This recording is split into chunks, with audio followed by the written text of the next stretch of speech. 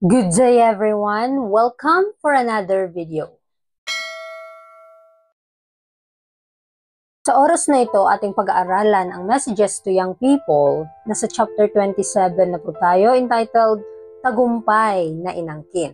Samahan niyo po ako na atin po itong pag-aralan upang atin pong maunawaan ano po ba itong tagumpay na maaari nating maangkin.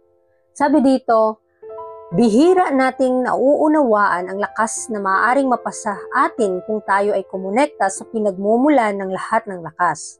Minsan ay paulit-ulit tayong nadadapa sa kasalanan at iniisip na gano'n na lamang ito palagi. Pinanghahawakan natin ang ating mga kahinaan na parang ito'y isang bagay na dapat ipagmalaki. So nakakalungkot isipin mga kapatid, ito nga yung mga sa panahon natin ngayon, ito yung parang ipinagmamayabang, pagka may bisyo ka, kapag may kahinaan ka, para ito yung mas pinapagmalaki mo pa. Kaya nga sabi sa atin ng Panginoon, kailangan tayong magkaroon tayo ng espiritual na pangunawa, na ang ating mga kaunawaan ay magkaroon ng banal na biyaya. Dahil bihira na lamang po sa ating buhay ngayon, bihira na lang natin naiisip na kung gaano makaangkin tayo, gaano kalakas ang Panginoon na maaari nating makamit ang kanyang kapangyarihan, ang kanyang kalakasan, kung magko-connect lang tayo sa kanya, kung makikipag-ugnayan lamang tayo sa kanya. Ang nakakalungkot lang isipin mga kapatid, kasi tayo mismo mga tagasunod ni Kristo, mga nag-aangkin na mga Kristiyano, ay kulang sa paggawa, kulang ng corresponding works, kulang sa kasipagan, sa masigasig, kahit nga sa pagbabasa, pagpapanalangin, napapagod tayo manalangin. Nawa ay pumatak sa isip natin na tayong lahat ay ipinagkalooban ng Panginoon ng mga pagpapala na dapat nating gamitin sa kanyang kaluwalhatian. Maging masipag tayo, pagising sa umaga, ano yung pinakauna mong gawain hanggang ito'y lumubog. Hanggang lumubog ang araw, ano yung mga natapos mong gawin sa buong araw. Kasi kapag wala kang ginagawa sa unang araw pa lang, tatamarin ka na hanggang buong araw. Kaya kailangang ma-practice natin dito sa ating mundo, dito sa ating buhay ngayon, ang maging masipag, na mas marami tayong mapapanagumpayan ng mga kahinaan. Sa pagpapatuloy, sinabi sa atin ni Kristo na kailangan nating itutok ang ating mukha tulad ng bato kung nais nating magtagumpay. Dinala niya ang ating mga kasalanan sa kanyang katawan sa punong kahoy. At sa pamamagitan ng kapangyarihang kanyang ibinigay, maaari nating labanan ang mundo, ang laman at si Satanas. Ito yung pangako ng Panginoon sa atin kung tayo ay makikipag-ugnayan sa Kanya. Kung ang ating pag-iisip ay maging katulad kay Kristo sa pag-iisip. Mababago ang ating mga puso, na mananatiling nakatutok ang ating mga mukha, ang ating mga mata sa Kanya, upang ma-reflect po sa ating buhay ang karakter ni Kristo. Tandaan natin, walang imposible sa Panginoon kung ninanais natin talagang maglingkod ng buong puso sa Kanya. Kaya huwag nating sasayangin ang mga pagkakataon na pinagkalooban niya sa atin ang dakilang mga biyaya na dapat pa nating maipalago, dapat tayong ma-improve sa lahat ng bagay. Kaya sabi pa dyan, sinabi sa atin ni Kristo, di ba, na kailangan tayong tumingin sa Kanya upang hindi natin makita yung mga bagay na nakaharang sa ating gawain, upang tuloy-tuloy ang gawain, anuman ang magiging hadlang, anuman ang mga magiging resulta, magpapatuloy ang gawain. Kaya't huwag nating pag-usapan ang ating mga kahinaan at kawalan ng kakayahan, kundi si Kristo at ang Kanyang lakas. Kapag pinag-uusapan natin ang lakas ni Satanas, lalo niyang pinapalakas ang kanyang kapangyarihan sa atin. Ngunit kapag pinag-uusapan natin ang kapangyarihan ng makapangyarihan, itinutulak si Satanas palayo habang tayo'y lumalapit sa Diyos, siya'y lalapit din sa atin. So ito yung ating pakatandaan. Mas malakas ang ating Panginoon kaysa sa ating kaaway. Kaya kailangan nawa ay ma-practice po natin na atin pong isipin palagi at nawa ito yung palaging lumalabas sa ating mga bibig, ang kalakasan lamang ni Kristo. Kung nakikita natin sa ating mga sarili na tayo mahihina, sa ating kapwa ay mahihina siya sa mga bagay na yan, ipanalangin natin. Huwag na lang nating pag-usapan, kundi ang kailangang pag-usapan kung gaano tayo iniligtas ng Panginoon, gaano niya tayong nabago, ang kanyang kabutihan ay umaapaw sa ating mga puso, at ito yung ipapagkaloob natin sa mga tao. Kahit na minsan nadi-discourage tayo kasi may mga taong hindi naman tinutulungan ang kanilang mga sarili sa mga bagay na kanila sanang maaangkin. Magiging accounted sila sa mga bagay na ito. Lalo na kapag mga Kristiyano na nag-aangkin na tagasunod ni Kristo, nakakaalam ng katotohanan ngunit kulang sa paggawa. Huwag nating pag-usapan yung mga bagay na humahad lang sa ating paglilingkod. Yung mga tao sa paligid natin na nade-discourage tayo dahil hindi naman nila tinutulungan ang kanilang mga sarili na magbago. Kasi kapag nakatutok tayo sa mga bagay na mga negatibo sa ating mga paligid, baka yun yung mag-reflect sa ugali natin. Mas magaling o mas maganda talaga na si Kristo lamang ang ating titigan, anuman ang mga pangyayari, anuman yung mga kahinaan sa ating paligid, anuman yung mga discouragement, failures sa ating mga tao sa ating paligid, kay Kristo tayo magtutok. Dahil siya ang ating kalakasan, siya ang ating tagumpay at kaligtasan. Marami sa atin ang nabibigo na mapakinabangan ang ating mga pribilehiyo. Gumagawa tayo ng ilang mahihinang pagsusumikap upang gumawa ng tama.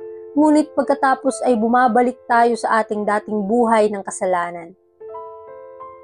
Kung nais nating makapasok sa kaharian ng Diyos, kailangan nating pumasok ng may perpektong mga karakter na walang dungis, kulubot o anumang bagay na katulad nito. Ito nawa ang mangyari sa buhay natin.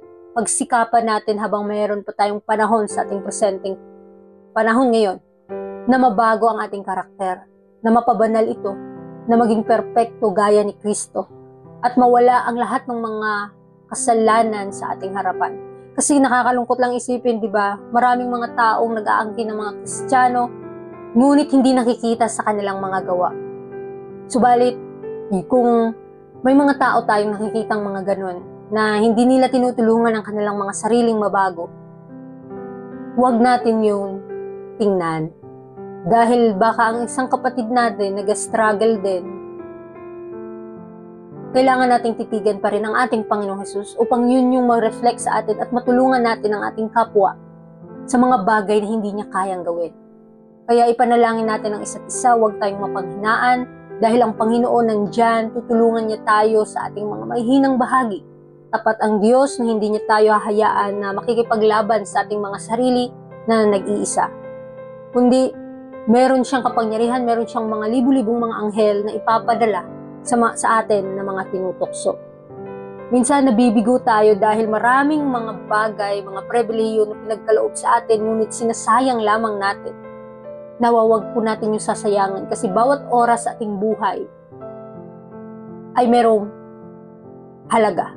At higit sa lahat, merong kahulugan sa ating buhay. Hindi na po babalik ang isang oras sa isang araw kung sasayangin natin ito. Kaya nga, we need to redeem the time.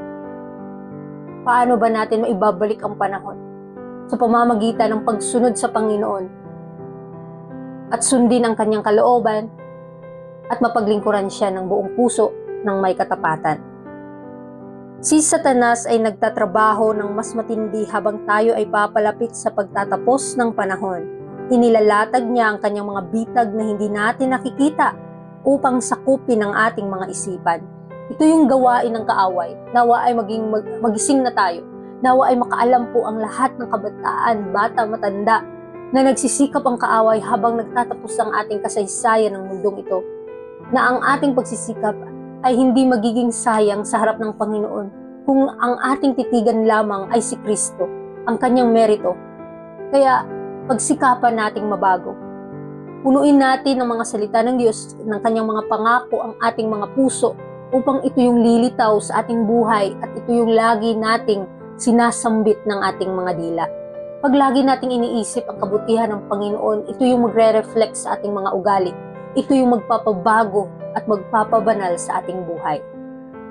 Sa bawat paraan, sinusubukan niyang takpan ang kaluwalhatian ng Diyos mula sa ating kaluluwa, na sa atin ang pagpapasya kung siya ang magkokontrol sa ating mga puso at isipan, o kung magkakaroon tayo ng lugar sa bagong lupa isang karapatan sa lupain ni Abraham. So it's our own choice kung pahihintulutan natin ang kaaway na makapasok sa ating mga puso. Tandaan natin, ang Panginoon po ang nagmamay-ari sa ating buhay. Wala tayong pag-aangkin kahit ang ating buhay, mga kapatid, hindi sa atin. Kaya sino bang nagmamay-ari ng ating buhay? Nawa siya ang maghari dito. Siya ang mag-okupar ng buong pagkatao natin. Na makita sa ating buhay ang Espiritu ni Kristo, yung karakter niya ay ma-apply na sa atin. Ang ating pag-iisip ay mabago. Nawa ay piliin natin ang buhay. Piliin natin si Kristo. Dahil siya ang daan, ang katotohanan at ang buhay. Walang makakalapit sa Ama sa pamamagitan lamang ni Kristo. Ang kapangyarihan ng Diyos na pinagsama sa pagsisikap ng tao ay nagdulot ng isang dakilang tagumpay para sa atin. Hindi ba natin ito dapat pahalagahan? Ang lahat ng yaman ng langit ay ibinigay sa atin kay Jesus. Hindi nais ng Diyos na sabihin ng federasyon ng kasamaan na kaya niyang gawin ang higit pa sa kanyang nagawa. So, isipin nating mabuti. Lahat ng bagay pinagkalooban na sa atin ng Diyos. Kalakip ang kanyang bugtong na anak, ng kanyang kamahal-mahal na anak, para mailigtas tayo. Hindi ba natin mabibigyan ng dakilang halaga ito? Sasayangin lang ba natin ang mga pagkakataon na may dakilang biyaya na binigay sa atin, na may panahon pa tayong maglingkod sa Kanya, na may panahon pa tayong mabago, nawa ay nalalakaran po natin ang katotohanan ng buong puso. Huwag tayong maging tamad, huwag tayong maging abusado, kundi ay yung mga biyaya na binigay ng Panginoon ay sapat sa atin araw-araw. Pahalagahan po natin ito sa ating buhay na malakaran ang katotohanan dahan-dahan, unti-unti until na ma-reflect po ang karakter ni Kristo sa buhay natin. Kaya kahit na ano pang gawin ng kaaway, wala siyang magagawa kung choice natin na mapaglingkuran ang Panginoon. Kung choice natin na hindi magkasala, kung choice natin na ang ating Panginoong Hesus ang maghahari sa ating buhay. Makikita po yan, makikilala natin ang mga tao sa pamamagitan ng kanilang bunga, sa pamamagitan ng mga gawa. Sa atin mismo, makikilala natin ang ating mga sarili kung ano po ba yung pinapakita natin. Kailangan kilalanin natin ang salita ng Diyos, kilalanin natin ang ating Panginoon para yun yung mag-reflect sa buhay natin. Ang mga mundong kanyang nilikha, ang mga anghel sa langit, ay maaaring magpatotoo na wala nang higit pang magagawa ang Diyos. Ang Diyos ay may mga pinagkukunan ng kapangyarihan na hindi pa natin alam at mula dito tutulungan niya tayo sa ating panahon ng pangangailangan. Ngunit ang ating pagsusumikap ay laging kailangang pagsamahin sa banal. So, ito yung nais ng Panginoon sa atin para maging matagumpay ang ating gawain. Ang ating pagsisikap dito sa mundo ay nawa maiugnay natin sa banal na kalikasan, sa banal na pagsisikap, sa banal na mga ahensya sa langit, na tayo ay matulungan dahil hindi niya tayo bibiguin. Tutulungan niya tayo sa mga bagay na hindi natin kayang gawin. Kaya kailangan makipag-cooperate po tayo, mga kapatid. We need to cooperate para tayo ay sabay-sabay na makaangkin ng pagpupala at kaligtasan. Kaya mga kapatid, isipin natin, ano po ba yung ginagawa natin sa mundong ito? Sino tayo at sino ang Diyos nating pinaglilingkuran? Sino ang natutuwa araw-araw sa ating mga gawain? Sino ang ating kinakausap sa araw-araw nating mga pangarap, sa araw-araw nating mga plano? Nakasentro po ba dito ang kalooban ng Panginoon? Nakakaalam siya sa ating mga puso, mga kapatid, kung ano yung ninanais natin. At nawa, ang ating kalooban ay maging under ng kalooban ng Diyos upang maging matagumpay ang ating gawain. Sabi diyan, ang ating talino, ang ating mga kakayahang makakita at makapag-isip, at ang lahat ng lakas ng ating pagkatao ay kailangang gamitin. Kung tayo ay tataas sa hamon at magpapalakas ng ating sarili tulad ng mga taong naghihintay sa kanilang Panginoon, kung magtatrabaho tayo upang malampasan ang bawat kahinaan sa ating mga karakter, bibigyan tayo ng Diyos ng dagdag na iliwanag, lakas at tulong.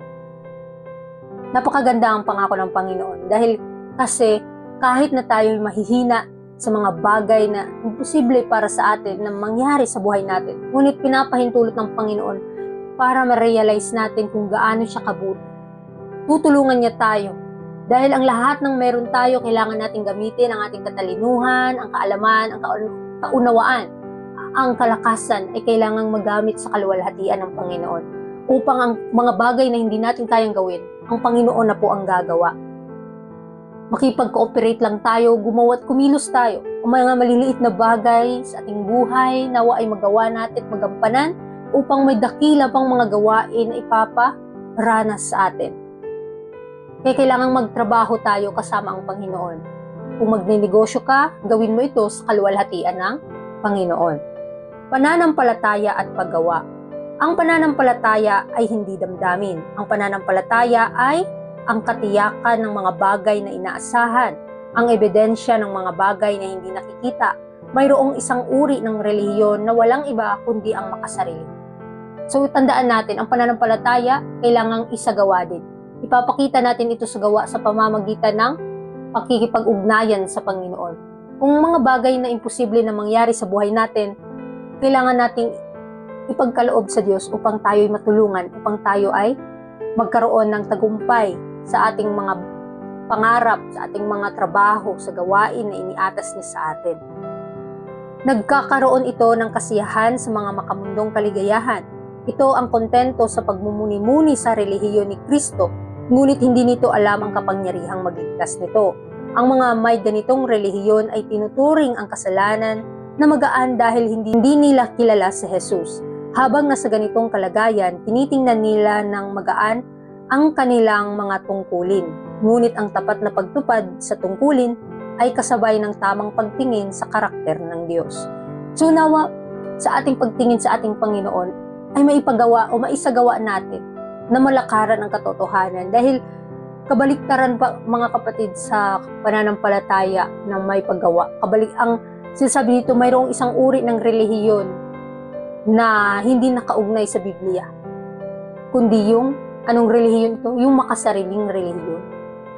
Kapag ka ang sarili mo ang tinitingnan mo, magiging mayabang ka, magiging selfish ka. Kaya alam natin ang mga ganitong mga relihiyon o ganitong karakter na pinapakita ng isang ordinaryong tao o isang taong mayabang, tandaan natin, nagkakaroon ito ng kasiyahan sa makamundong kaligayahan.